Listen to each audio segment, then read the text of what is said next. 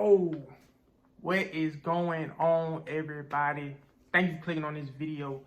Man, we got to talk about this. Did Corey Davis lose a bag right after the bump? Easy.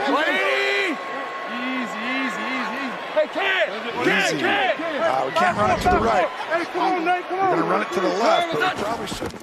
I run through the pad like I'm Derrick Henry. All right, now I'm not here to bash Corey Davis, man. I love Corey Davis. I think he's a great player on this team. He's a team-first guy. I mean, he's a tremendous blocker. He helps Derrick Henry get those yards, reached his 2,000 yard season. Great teammate, great guy. Titan Upload spoke highly of him, one of his favorite players. But let's just call it what it is, man. He blew his opportunity for a 1,000-yard season. I mean, the drops were they were bad drops. They were hitting, Tannehill is a pretty accurate quarterback. They were hitting him where he needs to have the ball. And it was pretty bad to watch. There's probably a lot of reasons why, but we're going to get into them. So undoubtedly a disappointing game against the Texans. I mean, he still came out and played hard.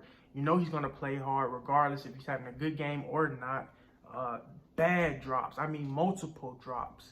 It's almost like it got to him after the first one. Still able to finish the game with 5 catches for 39 yards. Only 16 short of 1,000, man. And he had those opportunities, but 16, like that's pretty bad. But I mean, even if you just look past this game, overall he had a good season, you know, for Corey Davis. Actually a career season. 65 catches, 984 yards, and 5 touchdowns. The touchdowns aren't nothing to praise, but you know, when we get in the red zone, we're giving the ball to Henry anyway, or probably AJ Brown, because he's so good on those slants. But it was pretty bad, and you kind of wanted to feel for him. Even Ryan Tannehill came out and said, you know, and I quote, "My stomach is sick for Corey. I really wanted him to reach his mark as well, but it doesn't take away from what a season he's had." And, you know, that's the type of thing that you want your teammate to say, your quarterback to say. Well, let's be real. It does actually take away from this season. We almost had a season where we would have had a 4,000-yard passer, 2 1,000-yard receivers, and on top of that, a 2,000-yard rusher. History. And we've been reaching these historic marks all season. Back from the first game against the Texans, where Ryan Tannehill, Anthony Firkser, and Derrick Henry had like 350-plus passer, 100-yard receiver, and 200-plus rusher.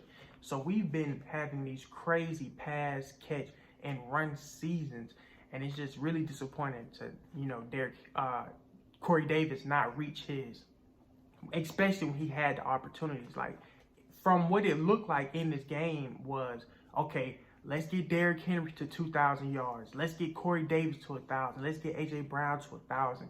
And they really tried to do that, and yeah, he just couldn't get it done. Now there is some speculation. We will never know, but there is speculation to why he probably did struggle in this game, which is pretty sad. We do know that Corey Davis did lose his brother earlier this season to cancer. I mean, the guy was really young. He was only 28 years old.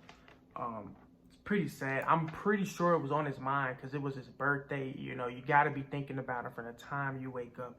But last time when his brother did die earlier, you know, he played a pretty good game. We did lose that game, but he played a pretty good one. And, you know, he's tough. He really is a tough guy, but it's pretty disturbing knowing that this is a contract year and, you know, he really has to play well. He's already not looked at as a number 1 receiver, and he probably wants to get paid like one, especially being drafted as high as he was.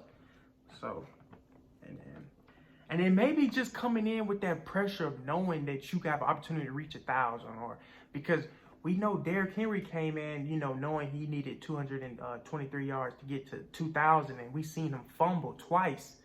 And we were like, come on, Derrick Henry never fumbles. And it was like, is it getting in his head? I remember thinking that, like, what is he thinking about? Why is he not holding on to the ball? And he got it together towards the end, but he came in fumbling. Twice, big ones at that. One was recovered by the Texans, but other one we did get. But maybe that was in his head. But even past that, you know, I don't want to just sit up here and just bash Corey Davis. Like I said, I like the guy. He's one of my favorite players on the Titans. But he did manage to do some good things this year, and I'm gonna talk about a few of those. Did manage with A.J. Brown to pass Derrick Henry's. It's crazy to think that it was 2 players that passed Derrick Henry's rushing yards. But earlier this season, A.J. Brown and Corey Davis were tied with Derrick Henry for their receiving yards together and Derrick Henry's rushing yards himself. But it did end up passing him combined for 2,059 yards between the two of them. He also finished top 5 in passer rating when targeted, along with A.J. Brown. He finished 3rd, and A.J. Brown finished 4th, right behind Tyreek Hill and Devontae Adams. And you hear those 2 names, you think about who's in the MVP race right now: Patrick Mahomes and Aaron Rodgers. So those guys have elite quarterbacks. Tannehill is an elite quarterback in my eyes, but that just shows you how lethal this offense is.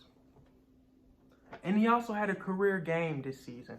So it's not all bad. You know, he did have that career game, 11 receptions, 182 yards with a touchdown.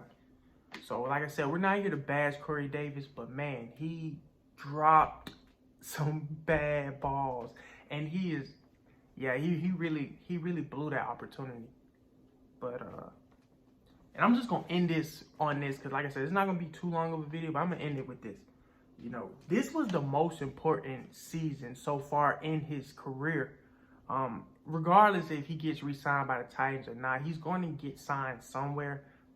But this, you know, any questions you had about him, like, can he, you know, because we gave the Marcus Mariota excuse to him. Like, you know, Corey Davis is an outside the number type of receiver. He loves to run out of bounds. And, you know, Marcus Mariota was a middle of the field guy, short pass. He wasn't really looking to throw the ball outside the numbers. So you get a quarterback who can throw the ball outside the numbers, and you still fall short when you had the opportunity. So any question you had about Corey Davis, you know who he is at this point. No, he's not a 1,000-yard receiver. He's just not. You know, that's what it is. And that doesn't mean he still won't be valuable to this team or to another team. But Titans didn't pick up that 5th-year option, you know, which I'm glad, because, you know, that's around $15 million, 15 and some change, and he's just not worth that. But, you know, if you look at the receivers similar to him, the Devontae Parker, Sterling Shepard, Robbie Anderson, those guys did get paid probably around $10 million, a little more than $10 million a year, which is probably what Corey Davis is worth.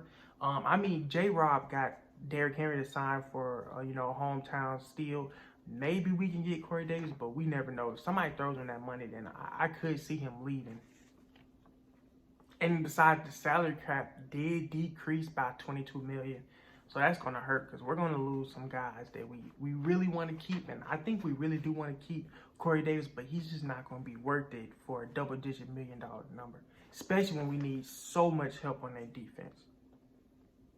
So, but that's all for this video, guys. Thank you so much if you stayed through the whole video and watched it. You know, go ahead and like that like button and leave a comment that I will respond to. All right, you guys have a good one.